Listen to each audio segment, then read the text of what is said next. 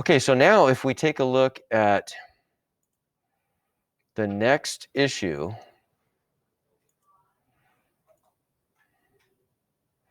okay, we kind of reviewed how to deal with greatest common factors, how to undistribute or factor out the greatest common factor. Now, difference of squares pattern. You might remember this. So the difference of squares pattern is just this. If I have something squared minus something squared, so A just represents one thing and B represents the other thing, right? This is what we call a difference of squares. Difference means I'm subtracting the two, right? So I've got one square minus another square. That always factors using this pattern, right? It's the first thing minus the second thing times the first thing plus the second thing. Okay, so let's look at a quick example. Like what if we wanted to factor b squared minus 49?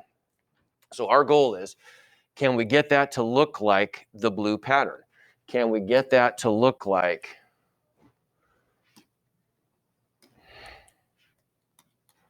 something squared minus something squared? Well, yeah, the first thing is just a b, isn't it, right? That's just b squared minus 49 is what squared? 7 squared. Good, that's a perfect square. So if we follow our pattern, what's our pattern tell us? Well, we get the first thing minus the second thing times the first thing plus the second thing. Okay, that's the difference of squares pattern. It's a really easy way to break things apart when it fits that pattern. Okay, now another thing to remember about this, though, is that sometimes we want to overgeneralize in math. There is no sum of squares pattern. It never works. So if we have something in the form something squared plus something squared, we're done. It does not factor. There's no pattern that goes with that. We can't break it up any further. Okay? All right, let's try this. How about this one? Okay, can we make that into something squared minus something squared? And if we can, it's going to fit this pattern, right? Whoops. If we can, it's going to fit the pattern a squared minus b squared. And what was that pattern again? See if you can do it from memory. A squared minus b squared is what? Times a plus b. And you can switch the order around. It doesn't matter, right? Doesn't matter which one you put first. Okay, so what's my a this time? Well, we just did that one, all right? 49 is what it was 7 squared. Okay, but what about that one? 16x squared is what times itself? 4x, right? Because I've got to get the number 16 out of it, and I've got to get an x squared. So I'm going to square both parts of that. Does that make sense? Because we know, whoops, I don't want to do it there. Because we know that 4x squared equals 4x times 4x. And what do we get from that? Well, when I multiply things together like this, we can do it in our head, but we're really probably commuting things in our head and multiplying things in a convenient order, aren't we? We're really probably thinking of this as 4 times 4 times x, right? So we get 16x squared, okay? So then what's my answer going to be? So this is my A, and 4x is my B. So what am I going to get out of that then? What's it? Good, so whatever my A is, 7 minus my second thing is a 4x times whatever my first thing is. My A is a 7 plus my second thing, my B is a 4x, and that's it. There's my answer. Okay, good. All right. How about that one?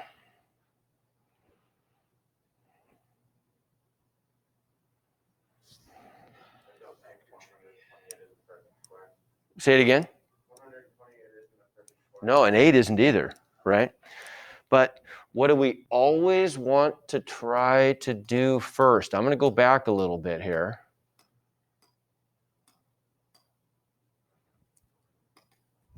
Always factor out the greatest common factor first, if possible, every time. We can't forget to do that. I know we're focused on something different now. We're focused on the difference of squares pattern.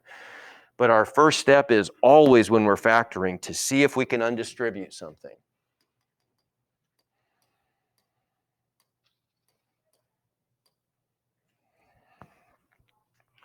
So is there something we can undistribute there? What's the biggest number that divides into 128 and 8? In fact, I think 8, doesn't 8 go into, oh no, it doesn't, you're right. Oh, it does. It does. 8 goes into 128, right? 8 goes into, right, 16? Everybody agree?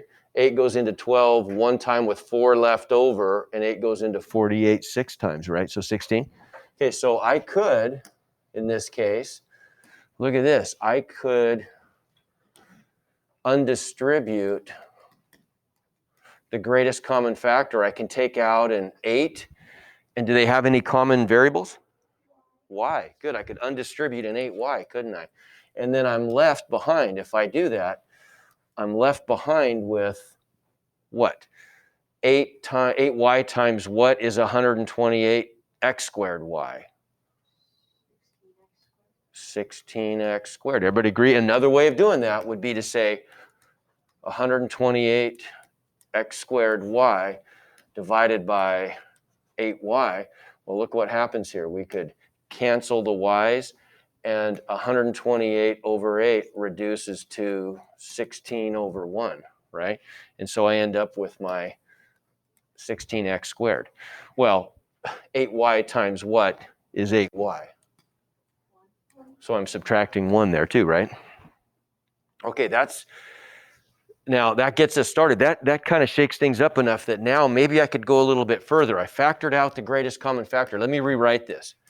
So we got 8y times 16x squared minus 1. So are we able to now write this part in here? And I'm going to put this in brackets because I want to have some other parentheses there too. Anytime you have grouping symbols within grouping symbols, I personally like to make the outside one a bracket so it's easier to tell them apart. So my question now is, can I write this thing as something squared minus that thing as something squared? Can I write this as a difference of squares? Well, 1 is equal to what squared? 1. Okay, so B is 1. What about A? 4x. Okay, right? Everybody good with that? And so now we know what our pattern is. We know that our pattern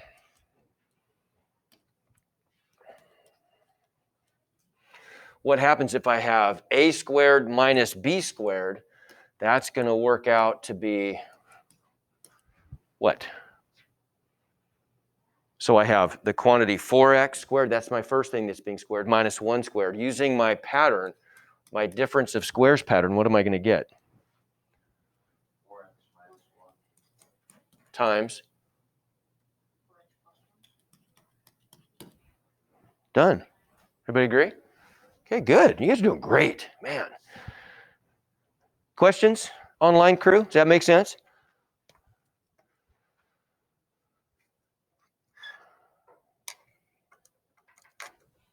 Okay.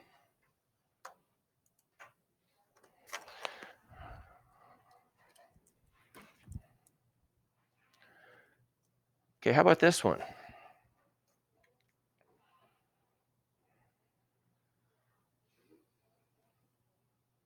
Can I write that as something squared minus something squared? Well, the first one is already something squared. What's the something that's being squared in the first term? Y minus 7. It's already done. And the something that's being squared there is obviously an 8, right? So what's this one going to factor into then? It's going to be 8 minus, 8 minus. So let's follow our pattern here, right? We've got our pattern of A squared minus B squared equals A minus B, right? Times A plus B. Okay, well, A is Y minus 7, agreed? Okay, So I'm going to have a y minus 7. I'm going to need some brackets here, right? Because I've got parentheses already inside my grouping. So y minus 7 minus what? 8. Everybody see that? So there's my a minus b times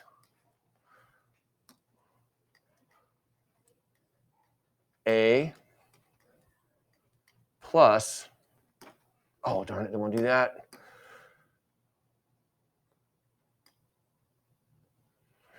Probably going to run out of room here. I gotta be a little more careful with my spacing, don't I? Let's see here. So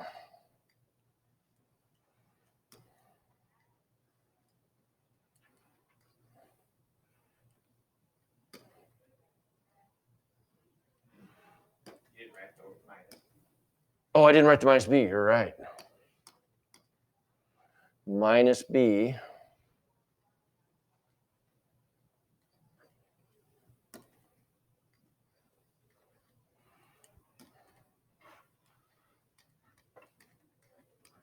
plus b, right?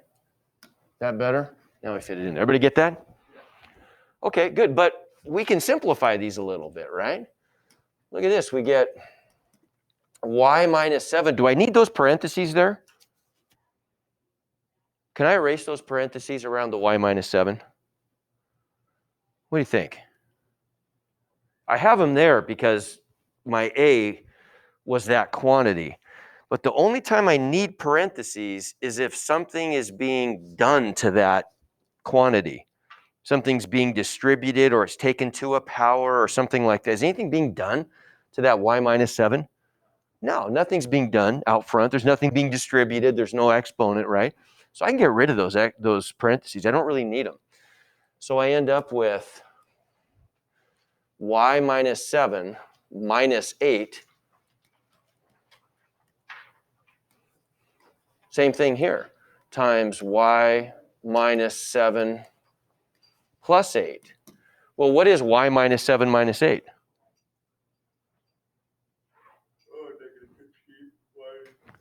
Y minus 15. And I'll turn those back into parentheses now because I don't have any, I don't have two layers.